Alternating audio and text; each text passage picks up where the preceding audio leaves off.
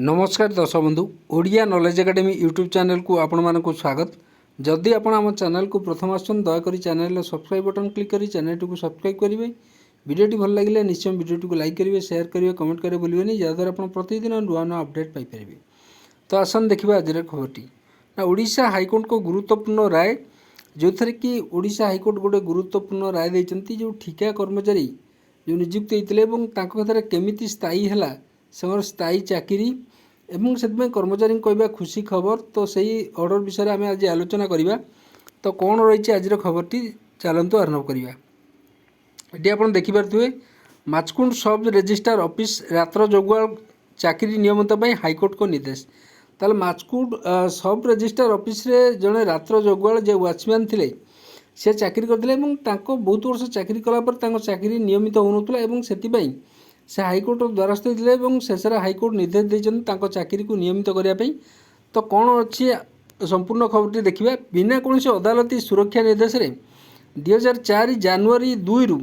से पाखापाखि 2004 नियुक्त है। जनवरी 2 रु निरविच्छिन्न अस्थायी चाकरी भाव सब रेजिस्ट्रार कार्यालय कार्य करुवा रात्रि जगुआल जे तथा स्वीपर चाकरी नियमित करने सपक्ष हाइकोर्ट राय देते जो थे आम कहवा यहाँ एक गुरुत्वपूर्ण राय। सर्वोच्च अदालत उमादेवी और अमरकांत राय मामला राय आधार मुझे जिते कौन हाइकोर्ट को ऑर्डर जो कही था मुझे प्रति कोर्ट गोटे हाइकोर्टर आउ गोटे हाइकोर्ट और सुप्रीम कोर्ट आम जाचे परस्पर केस रे सेटा कौन करा जाए ना गोटे केस रे को अन्य गोटे केस रे रेफरेंस हिसाब से जाए से आप देखुए ये सुप्रीम कोर्टर जो अदालत निर्देश देते उमादेवी और अमरकांत राय मामला रे तांको रायर आधार रे जो रेफरेंस नियाकि आवेदनकारी चाकरी नियमित करने प्रसंग में कोरापुट जिला रेजिस्ट्रार 2 मास भितर निष्पत्ति ग्रहण करे बोली मान्यवर हाइकोर्ट एदी निर्देश देते। जस्टिस बिरजा प्रसन्न शतपथी को नहीं गठित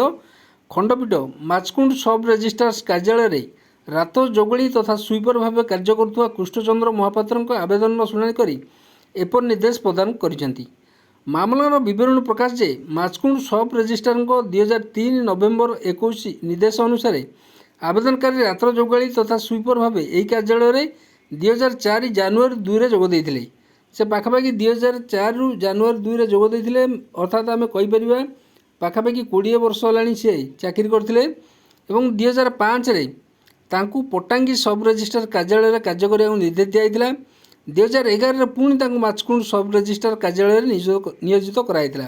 निरवच्छिन्न भाव से कौन ब्रेक न दि जाए निरवच्छिन्न भाव कंटिन्यूअसली से 2004 रु आज पर्यंत कार्य जो कर 2024 है। तो 2011 फेर माचकुंड रेजिस्ट्रार कार्यालय नियोजित कराइला